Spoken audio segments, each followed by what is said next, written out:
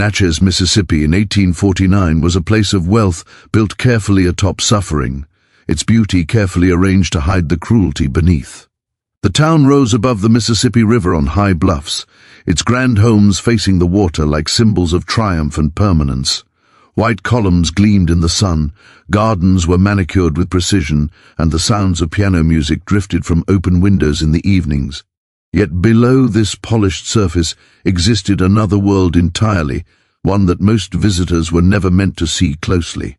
Scattered beyond the main houses were rows of small wooden cabins, cramped and poorly built, where enslaved men, women and children lived lives ruled by exhaustion, fear and obedience.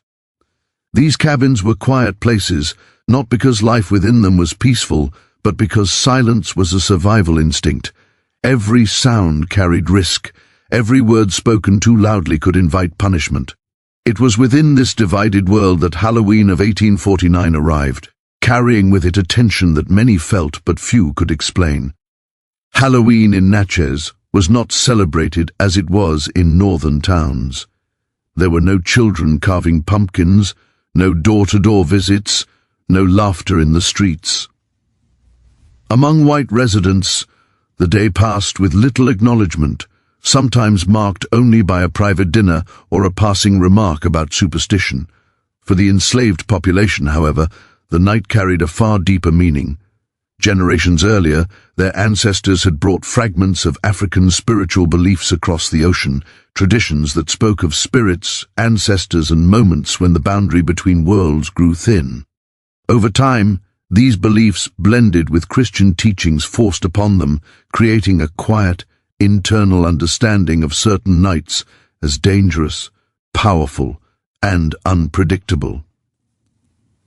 October 31st was one of those nights.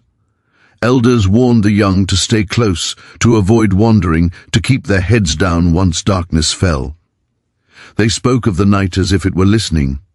In 1849, signs of unease appeared days before Halloween arrived. The Mississippi River fog came earlier than usual, rolling in thick and heavy long before winter normally announced itself. It crept inland during the evenings, clinging to the ground and swallowing the lower paths between the cabins. The fog did not lift quickly with the morning sun, lingering longer each day, dampening clothes, muting sounds, and giving the land an unnatural stillness. Animals reacted first. Dogs that usually barked at every unfamiliar sound began to whine and retreat under porches. Horses grew restless, stamping and pulling against their tethers. Birds scattered from the trees without obvious cause. Even those who dismissed superstition felt something was wrong, though they struggled to name it. On the afternoon of October 31st, plantation owners issued an unusual order.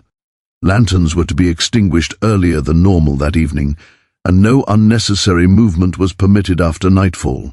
The explanation given was fear of fire, a common concern in wooden structures, but the order was stricter than any enforced before. Overseers repeated it with sharp urgency, making certain it was understood. Enslaved workers noticed the tension in their voices, the way they watched the tree line more than usual, the way conversations stopped abruptly when questions were asked. By sunset, the air felt heavy, as though the land itself were holding its breath. As darkness settled, Natchez grew unnaturally quiet. The usual sounds of the night faded one by one. Insects that normally filled the air with constant noise went silent. Dogs did not bark. Even the river seemed subdued, its steady movement reduced to a distant, dull presence. Within the cabins, families sat close together, speaking only in whispers. Some prayed softly. Others sat in tense silence, listening. The fog thickened, drifting between the trees and wrapping itself around the cabins, obscuring the paths that connected one building to another. Visibility shrank until the world felt reduced to a few feet of damp earth and shadow. Sometime after full darkness, sounds began to carry through the fog. At first they were subtle, easy to dismiss as imagination or wind. Then they grew clearer. Several enslaved men later described hearing low voices coming from beyond the quarters, not raised in anger or panic, but moving in rhythm, repeating phrases they could not understand. It sounded deliberate, almost ceremonial. Others reported hearing movement in the woods, footsteps that did not rush or stumble but advanced steadily, as if guided by purpose. Fear spread quietly, cabin by cabin, carried not by screams but by shared glances and tightened grips on hands. Then came the cries. They did not last long. A sudden sharp scream cut through the fog, followed by another, then silence so complete it felt violent. No one dared to step outside. To do so would have meant defying orders and risking punishment worse than what imagination already suggested. Children were pulled closer, adults pressed their ears to cabin walls, straining to hear anything more. Nothing followed. The fog swallowed the sound as if it had never existed. Morning brought light, but no relief. When the sun rose, it revealed a landscape that looked unchanged at first glance, yet felt profoundly wrong. The fog thinned slowly, retreating back toward the river. As people emerged cautiously from their cabins, they noticed the absence almost immediately. Several cabins stood open and empty. Beds inside were untouched. Personal belongings remained where they had been left the night before. Shoes sat neatly by doorways. Tools leaned against walls. It was as if the occupants had stepped outside briefly and never returned. Near the edge of the woods, the ground appeared disturbed. Soil was darker there, uneven, as though recently turned or trampled. No blood was visible, but the earth itself seemed to bear the memory of violence. When overseers conducted the morning count, their reaction was chilling in its calmness. Names were noted as missing, but no urgency followed. No horns were sounded. No riders were sent out to search. No threats were shouted. No rewards promised. Instead, the numbers were recorded, and work resumed with minor adjustments. Those who remained were ordered into the fields, their questions met with sharp looks or silence. It became clear that whatever had happened during the night was not meant to be discussed, investigated, or acknowledged. The missing were not treated as runaways, nor as victims of accident. They were simply gone. By afternoon, plantation ledgers were quietly altered. Lines were drawn through names, totals recalculated. The system adjusted itself smoothly, efficiently, as though prepared for the loss. For those forced to continue working, fear settled into their bones. They understood then that something far worse than death had occurred. It was not just that people had disappeared, but that their disappearance had been accepted without resistance. Silence had been chosen deliberately. As night fell again over Natchez, the land seemed changed. Conversations stopped when footsteps approached. Eyes lingered on the tree line.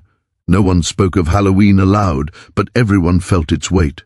Whatever had happened had not been an accident, nor an isolated act of cruelty. It felt planned, controlled, and final. And though no official record would ever explain it, those who lived through that night understood something deeply unsettling.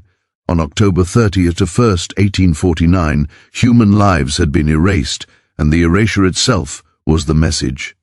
The days following Halloween passed with a disturbing sense of normalcy that unsettled everyone who noticed it.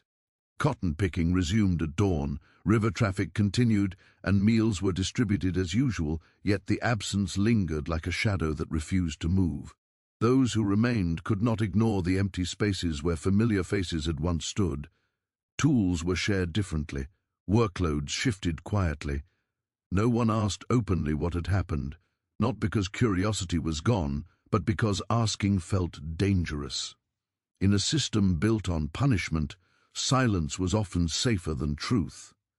Plantation owners and overseers moved through the days with a tight, watchful calm, as if guarding something fragile that might shatter if spoken aloud. What troubled many was not just that people had disappeared, but how quickly official routines adjusted to their absence. Plantation ledgers, the documents that defined human lives as property, were revised without ceremony. Where names had once been carefully written, lines were drawn through them. Totals were recalculated. The economy of forced labor continued uninterrupted. No notices were posted in town, no descriptions circulated of missing individuals. In an era where escaped enslaved people were pursued relentlessly, this lack of response felt deliberate. Silence in this case was not neglect, it was policy. Among white residents of Natchez, whispers circulated quietly, shared only in trusted company. Some expressed discomfort, noting that even harsh discipline usually left a paper trail. Others defended the silence, arguing that certain matters were best handled privately. One man reportedly remarked that order was more important than truth, a statement that revealed more than he likely intended. A single letter, preserved decades later in a family archive, alluded to an unfortunate business during the last days of October and advised the recipient to delay a planned visit until the air is settled. The letter offered no details, but its tone suggested awareness without accountability. Along the Mississippi River, rumors took on a different life. Flatboat crews and dock workers spoke of strange experiences in the nights following Halloween. Some claimed they heard voices drifting across the water long after dark, not loud enough to identify words, but persistent enough to unsettle even hardened rivermen.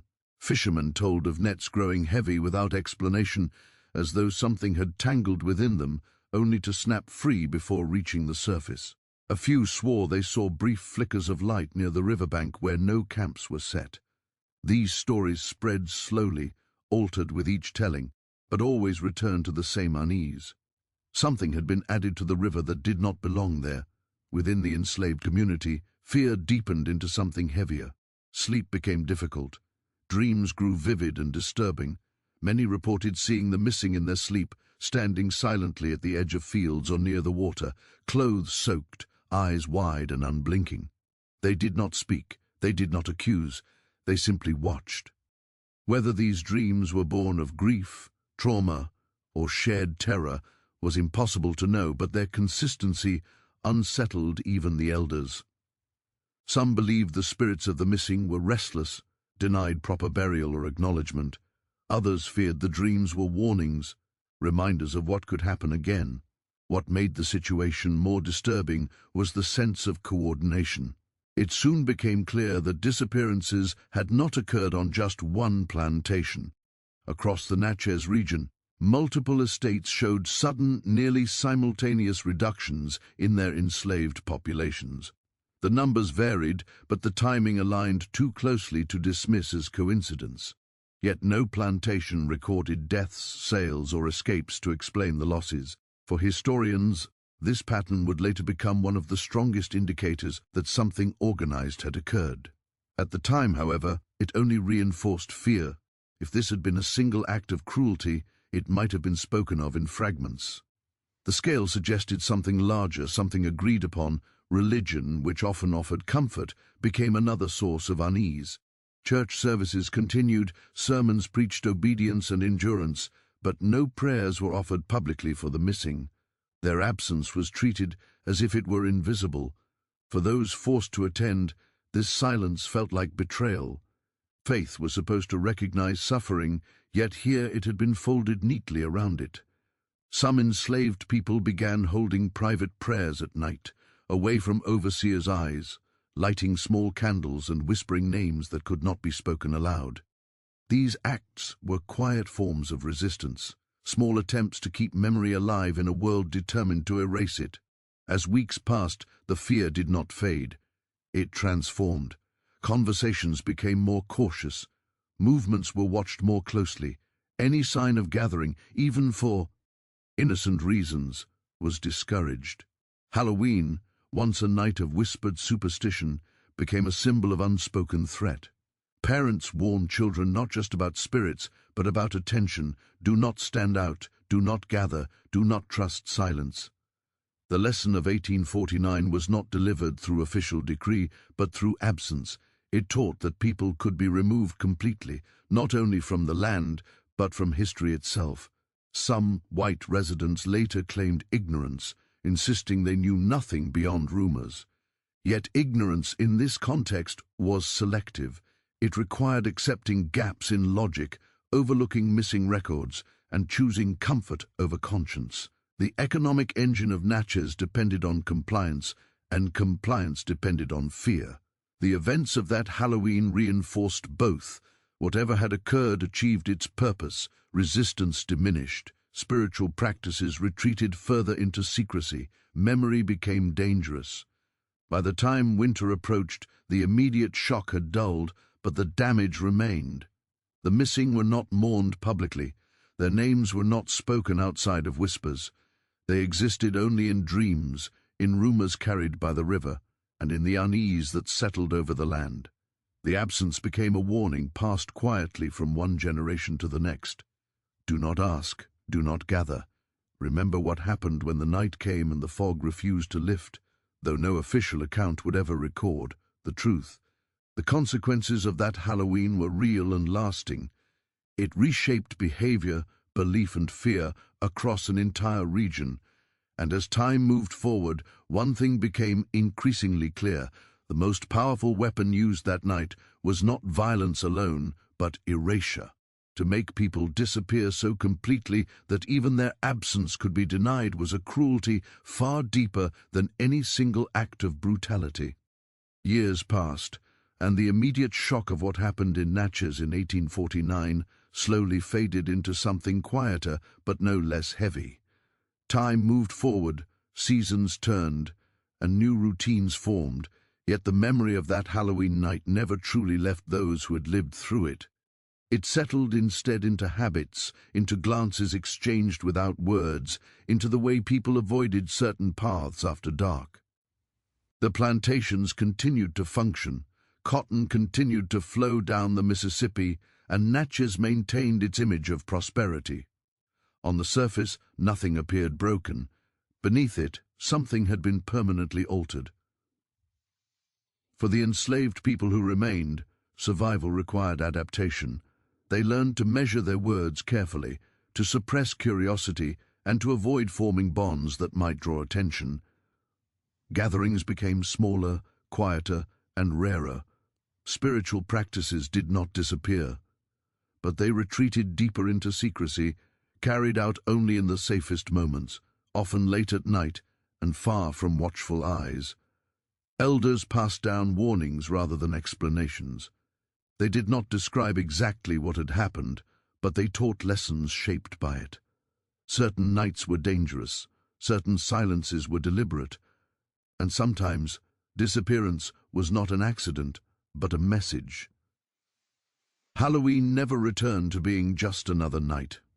Each year, as October drew to a close, unease spread through the quarters. Children sensed it in the way adults grew tense. Even those born years later learned quickly that this was a time to stay close, to remain unseen, to listen more than speak.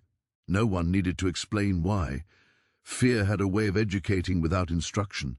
The absence of those who had vanished in 1849 remained a presence all its own, felt even by those who had never known them. After the Civil War and the end of slavery, fragments of the story began to surface, though never all at once. Freed families spoke cautiously, often choosing words that softened the edges of what they remembered. Some feared that speaking too openly would invite consequences even in freedom. Others believed that certain truths carried power, and that power had to be handled carefully. Oral histories collected decades later revealed patterns rather than details. Many accounts described a Halloween night marked by fog, silence, and sudden loss. Few named specific plantations, fewer still named individuals responsible. The danger had passed, but the habit of caution remained. Different versions of the story emerged, shaped by memory, fear, and distance. Some said the missing had been marched toward the Mississippi River under armed supervision, forced to walk until the fog swallowed them completely. Others believed they had been taken deep into the woods, where the land itself hid what followed. A few insisted the event was staged to resemble superstition, that fear of spirits was deliberately exploited to mask human cruelty. What united these versions was not their differences, but their conclusion. None of the missing ever returned, none were ever officially acknowledged. Historians who later attempted to investigate the event encountered the same barrier at every turn. Official records offered no answers. Court documents were silent.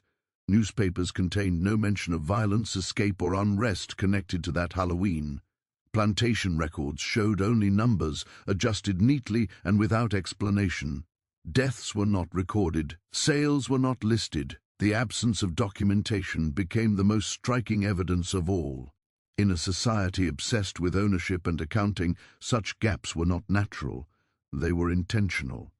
Patterns, however, could not be completely erased.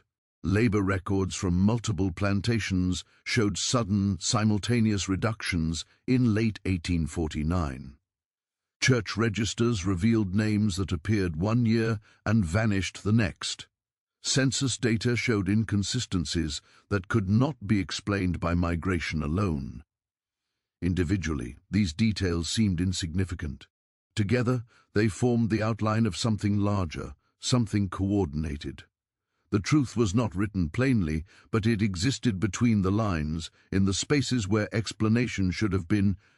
Natchez itself carried the weight of the mystery quietly. Visitors admired its architecture and history without realizing what had been hidden beneath their feet. The land absorbed the story, holding it in soil, water, and memory. Some long-time residents claimed certain areas felt wrong after dark, especially near the river or the edges of old plantation grounds. These feelings were dismissed as imagination or folklore, yet they persisted across generations. Fear has a way of embedding itself into place. For descendants of the enslaved, the story served as both warning and inheritance. It illustrated how power could erase people, not only physically, but historically. It taught that injustice did not always announce itself loudly. Sometimes it worked best in silence, relying on fear to maintain order long after the original act was forgotten by those in control. Remembering became an act of defiance. Even when details blurred, the core truth remained intact. Something terrible had happened, and it had been deliberately concealed. The horror of the Natchez Halloween mystery does not lie in ghosts or legends, but in its realism. It reveals how easily violence could be normalized, how efficiently systems of power could make human beings vanish without trace. It shows how silence, when enforced, becomes a weapon more enduring than brutality itself.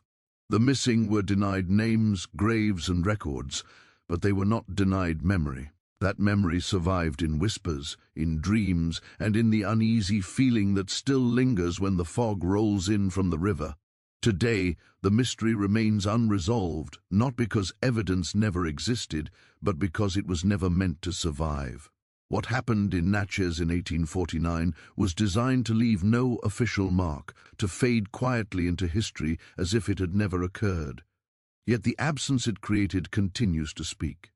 It reminds us that some of the darkest chapters of the past are not those we can read, but those we must infer from what is missing. And in that silence, the voices of the erased still echo, waiting to be acknowledged.